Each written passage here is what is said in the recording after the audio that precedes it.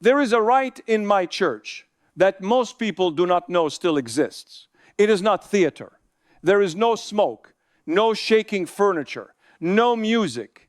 It is a short book, a stole, and a set of questions asked in a room with the door closed. And the first thing a priest is trained to do in that room is not to command anything, it is to listen.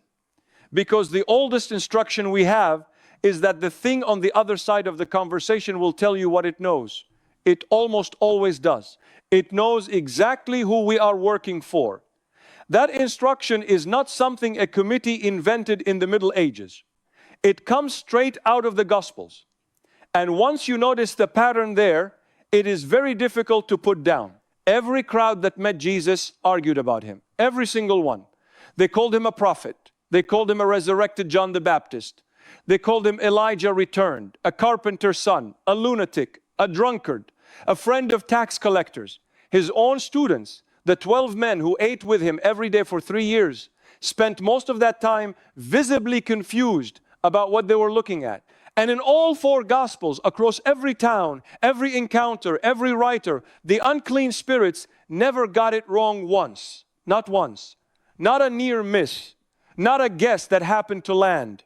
They named him instantly, accurately, with the precise theological title, before he had done anything at all to earn it in the room. So the question that sits underneath this whole account is not really about demons. It is this. What did they see that everyone standing in daylight missed? Stay with me to the end of this, because the answer is not the comforting one, and it lands somewhere very close to home. Let me start where it is loudest. Jesus crosses the lake and steps out onto the eastern shore into Gentile country.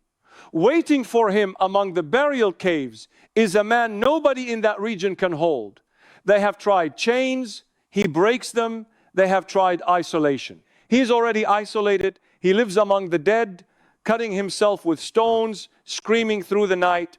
And the whole district has simply learned to go around that hillside. That man runs at Jesus the moment he lands, not to attack him. He falls down in front of him and begs his greater than, "What have I to do with thee, Jesus, thou Son of the Most High God?" Read that again slowly, because there are 2 things buried in it. The first is the title. He calls him Son of the Most High. That is not street language. That is precise. That is the sort of phrasing the church would spend the next 400 years defending in council after council against people who wanted to water it down. It arrives here, unprompted, out of the mouth of the most degraded man in the region, before Jesus has said a word to him. The second is the verb. He begs. And when Jesus asks what to call the thing speaking, the answer is a Roman army unit, legion, several thousand men. Whoever chose that word was describing overwhelming force. Several thousand soldiers worth of hostility, and its opening move is to plead. Not a standoff, not a negotiation between 2 strong parties. There is no round one. The most feared presence in that entire district takes one look at a traveling teacher stepping out of a fishing boat and immediately starts asking for terms. Now let me take you somewhere much quieter, because the quiet one is actually the harder one to explain away. Capernaum, a working town on the North Shore. Sabbath morning in the synagogue, the same as every other Sabbath morning. A visiting rabbi is teaching. There has been no miracle. He has not healed anybody. He has not cast anything out. This is the first one. He has not yet done one thing that could persuade a skeptic in the back row. He is simply speaking. And the room notices something before anything supernatural happens at all. That comparison meant something specific to them. A scribe taught by stacking up citations. This rabbi said, and that rabbi said, and therefore it was argument by accumulation. Jesus does not do that. He just says it. And the room can feel the floor move without having any category to put the feeling in. And then, mid-sentence, a man in that congregation starts screaming, "Is greater than, let us alone, what have we to do with thee, thou Jesus of Nazareth? Art thou come to destroy us?" I want you to notice what is not there. There is no build, no slow dawning, no moment where the thing studies him, weighs the evidence, and reaches a conclusion. The knowledge is already complete when the mouth opens. In the Greek, it is the word for settled knowing, the kind you walked into the room already holding, not the kind you assemble while you watch. That spirit did not work it out during the sermon. It knew before the door. And around it sit perhaps 100 devout, decent, religiously observant people who have kept the Sabbath their whole lives, who are physically closer to Jesus than you or I will ever be close enough to see his face. Hear the grain of his voice, watch his hands, and most of them will go home that day still discussing what exactly they think he is. Hold that picture, because there is a third scene, and this is the one that turns the whole thing around on us. Ephesus, years later, Jesus has been crucified, raised, and is no longer walking around Galilee. Paul is preaching, and remarkable things are happening. And a group of men decide there is a business opportunity in it. 7 brothers, sons of a Jewish chief priest named Sceva, professional exorcists. They have watched Paul work, they have heard the formula, and they decide to use the name themselves the way you would borrow a password. And the Spirit answers them. This is one of the strangest sentences in the New Testament. Then it goes through all 7 of them. They run out of that house injured and undressed. Sit with what just happened. The thing recognized Jesus. It recognized Paul. And it looked at 7 credentialed religious professionals using exactly the right words and said, I have no idea who you are. It was never about the formula. It was about whether there was a relationship behind the name. So put the 3 together and a pattern is unavoidable. In every one of these encounters, the spirits identify Jesus instantly, accurately, and without exception. And it does not do a single one of them any good at all. Which brings us to the sentence in the New Testament that I think is the most frightening one for religious people specifically. James writes to believers who are proud of having correct doctrine. That word tremble is worth slowing down on. It is not a nod of intellectual agreement. In the Greek, it describes a physical bristling, the involuntary shudder, hair standing up on the arms, the body reacting to something before the mind has caught up. It is not something they choose. It is forced out of them by proximity. And James's point is brutal in its economy. Your theology is correct, congratulations, so is theirs. The demons would pass any doctrinal examination you care to set. They know the titles, they know the lineage, they know how the story ends in detail, better than most of us do, and none of it moves them 1 inch, because information was never the missing piece. Now here is where I have to be honest with you, rather than sell you something. Scripture tells us plainly that this recognition happens. It does not tell us how it works.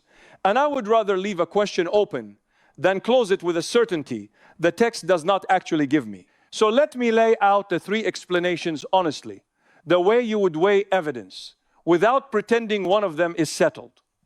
The first is simply that they see and we do not. Scripture describes human beings as dulled a fog, a stupor, eyes that do not register what is standing in front of them. Whatever that fog is, there is no reason to think it applies to a spirit. They may just not have it. The second is that this is not discovery at all. These are beings in an old and ongoing rebellion. They may recognize him the way a soldier recognizes the opposing commander walking onto a field. Not insight, not revelation, just knowing precisely who you have been at war with the whole time. The third is that it is involuntary. Look at what they actually say. Every one of them talks about torment, destruction, timing. None of them is curious. That is not the language of recognition. That is the language of exposure. The way darkness does not get a vote about whether it stays when a light comes on. Scripture does not choose between those for us. It may well be all 3 at once, and the conclusion does not depend on solving it. Because whatever the mechanism is, the result is identical every single time it is recorded, and it is never wrong. So let me bring this where it has been going since the beginning. If perfect, accurate, orthodox knowledge of who Jesus is were sufficient, the demons would be the most secure beings in the universe. They are not. They are the most terrified, which means the thing that separates them from a Christian was never the accuracy of the information, it was surrender. And that distinction should make every one of us who is good at religion deeply uncomfortable. Because it is possible to hold the entire file, the right verses, the right doctrines, the right answers ready if someone asks at a dinner table, and stand in exactly the posture of the thing in that synagogue, correctly informed, entirely unsurrendered. I have sat on the other side of a confessional screen for many years. I can tell you that the people who worry most about whether they truly belong to Christ are almost never the ones who should. The ones who should worry have usually stopped asking the question because they scored well on it once and filed it away. So here is the honest test, and it is not a doctrinal one. Has knowing Him ever cost you anything? Not whether you can define the incarnation, whether it changed a Tuesday, whether it altered a grudge you were entitled to keep, a habit nobody would have blamed you for, a decision about money that would have gone the other way if He were not in it. Recognition costs nothing at all. That is precisely why the demons can afford it. Now, the question I planted at the start, what was it they saw that a room full of people standing in daylight did not? There is one more line that answers it, and it is the smallest phrase in any of these accounts. Before the time, they are not frightened of losing a fight in a synagogue on a Tuesday. They are frightened of a date. There is a judgment they already know is scheduled, and their entire panic is that it appears to have arrived early. That is what they saw. Not a powerful teacher, not a miracle worker with an unusual gift. They saw the judge walk into the room ahead of the calendar, and they knew at once and in full what his arrival meant for them. The crowd saw a rabbi. The demons saw a verdict already written. And that is why none of these encounters is ever an even fight. Every exorcism in the Gospels is the same event, repeated a sentence, settled long ago, read out where people could hear it, one soul at a time, ahead of the official close of the trial. But here is where this stops being frightening and turns into the best news in the account. Trembling recognition is the entire ceiling of what those beings will ever have. Perfect knowledge, permanent distance. That is the whole of it forever. That ceiling was never the shape of the human story. For a man or a woman, recognition can go somewhere. A spirit is never permitted to follow. It can turn into belonging. The same authority that made those things beg on a hillside is not something we are meant to watch from a safe distance like spectators at a trial it is handed over. Not to enemies, to sons and daughters. That is the whole difference.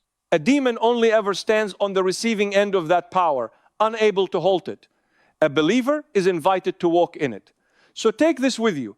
In every encounter, in every town, in every gospel, the demons never once got his identity wrong. Make sure that you do not either. Not in what you would say if somebody asked you at a dinner table. In what it costs you tomorrow morning, when nobody is asking